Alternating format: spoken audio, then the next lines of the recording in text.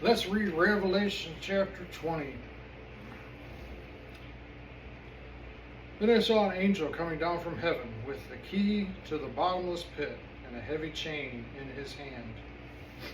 He seized the dragon, that old serpent, who is the devil, Satan, and bound him in chains for 1,000 years. The angel threw him into the bottomless pit, which he then shut and locked, so Satan could not deceive the nations anymore until the 1,000 years were finished. Afterward he must be released for a little while. Then I saw thrones, and the people sitting on them had been given authority to judge. And I saw the souls of those who had been beheaded for their testimony about Jesus and for proclaiming the word of God.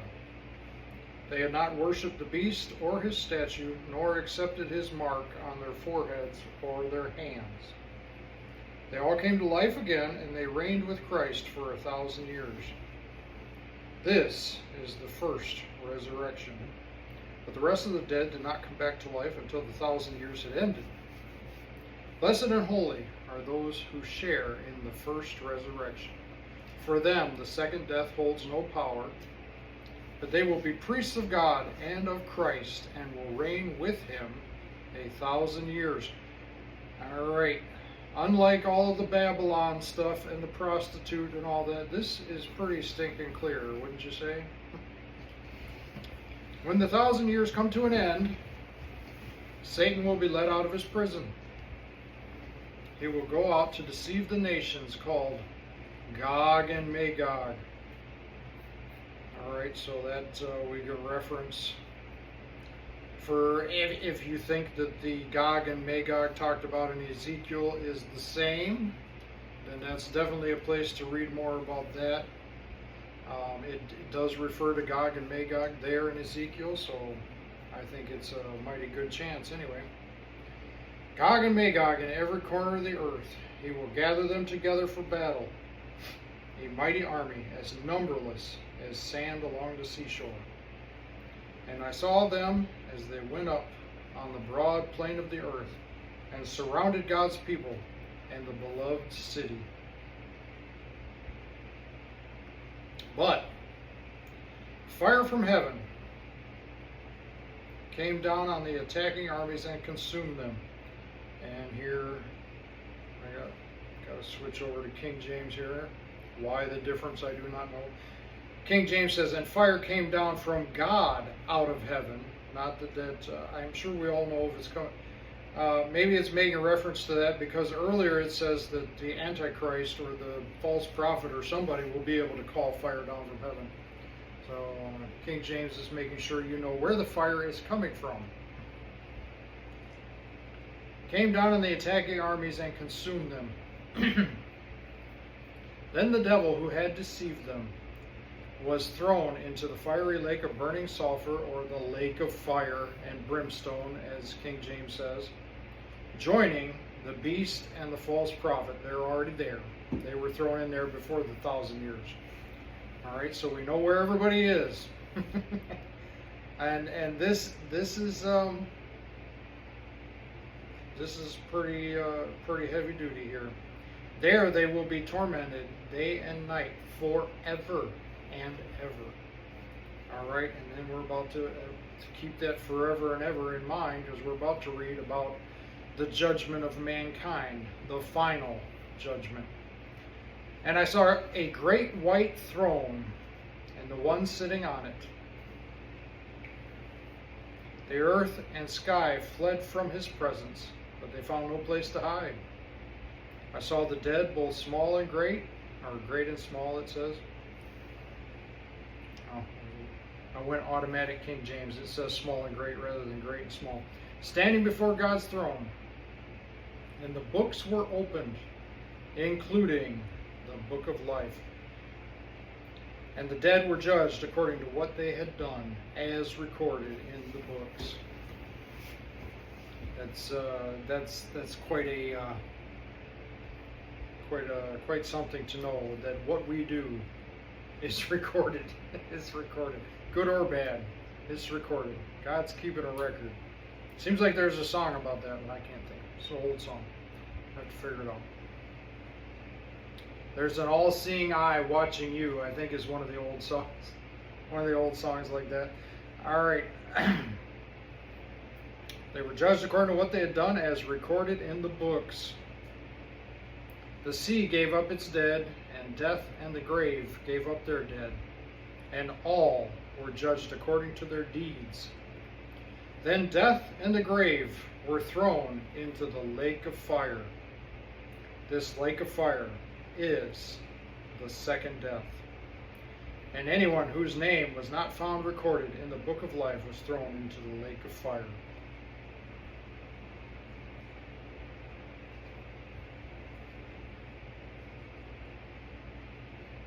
All right. And it says lake of fire down there, but for some reason up where it's talking about where the beast and the false prophet are, it's saying fiery lake of burning sulfur. All right, but if you switch over King, just to make it even more confusing, or to make it more simple, I suppose, if you really trust that the people King James did a good job. The devil, verse 10 in King James, and the devil that deceived them was cast into the lake of fire. All right, and brimstone, where the beast and the false prophet are, and shall be tormented day and night forever and ever. So I'm guessing, and I suppose we could look at the Greek and analyze it further.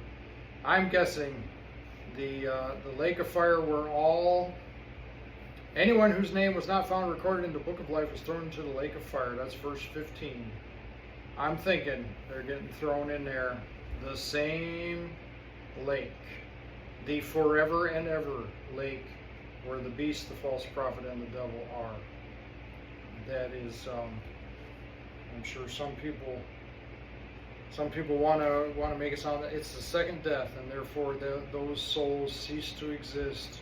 They get burnt to death, and poof, they're gone. That is not what I believe, anyway. Not what I believe. The lake of fire is eternal punishment. Eternal punishment. And so it is imperative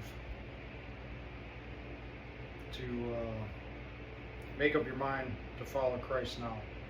Make up your mind before you've got some freaky world system trying to force some mark on you so that you can buy and sell. You know, that's what it mentions. The mark says they can't buy and sell, but then it says the people who got the mark, they've made their choice. There's no, as far as I can tell in the Word of God, there is no deciding to take that mark and then saying, "Oh, you know what? I'm going to follow Jesus instead." You've made your choice based on what I've read, based on what I think and what I've read here. All right, so it's time now. Today is the day of salvation. I think I've heard that somewhere before. Today is the day. Make up your mind to turn to Jesus. I think you'll be glad you did. All right. Well, we are almost finished. I started highlighting with different colors some of the stuff we're going to go over, and it looks like it may have automatically made it over to Sissy's phone or Sissy's thing here from my phone. I don't know. That's pretty cool. Does it really do this? What? Yeah. Everything I highlighted. Oh, I don't know. Maybe this is somebody else highlighted this. What? I'm in Genesis because I only highlighted Genesis. Genesis? You did Genesis? Yeah. I was trying to read a story and then Yeah, I think this is something I highlighted some other time or something. I don't know.